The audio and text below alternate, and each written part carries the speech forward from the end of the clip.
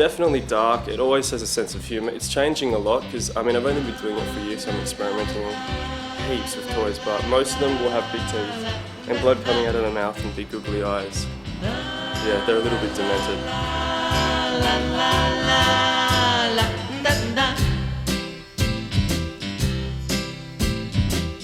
You're not the only cuddly toy that was ever enjoyed by any boy. You're not the only choo-choo train that was left out in the rain the day after Santa came. Welcome to the world of toys, but not like you've seen them before.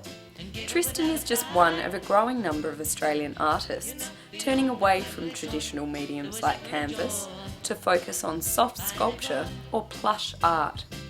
These artists use toys as a way to make art more accessible and to tell stories that explore human behaviour.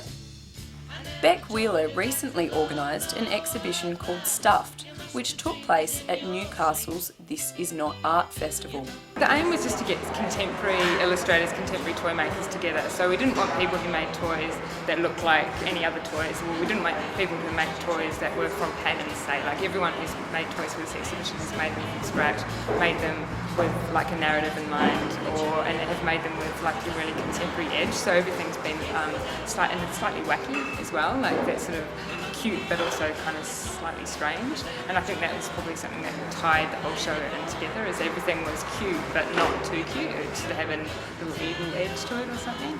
So that's definitely something that all the artists have in common.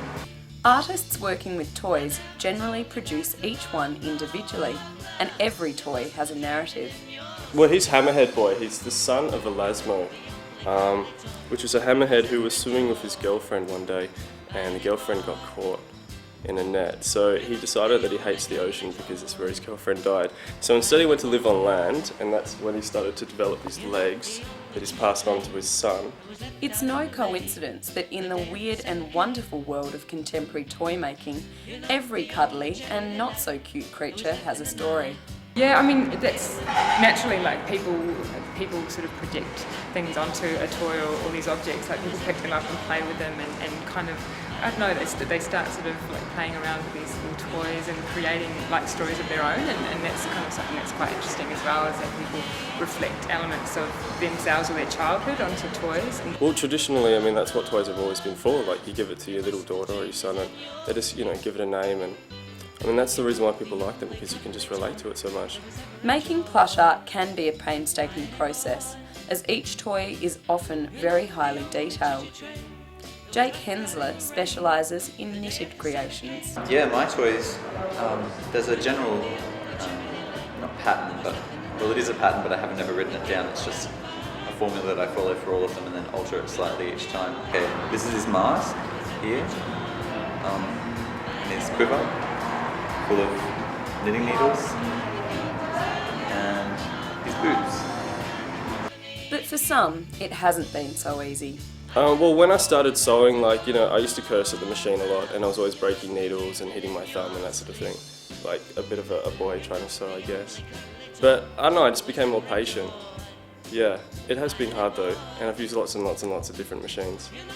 Tristan believes plush toys as art are becoming more popular, with more shops and exhibitions opening all the time. He urges other young toy artists to follow a few simple rules. Always have a story, like with a narrative with your toy. Try and keep it as original as possible, and only do it if you love it. Definitely. Laura Kelly, reporting for The Source.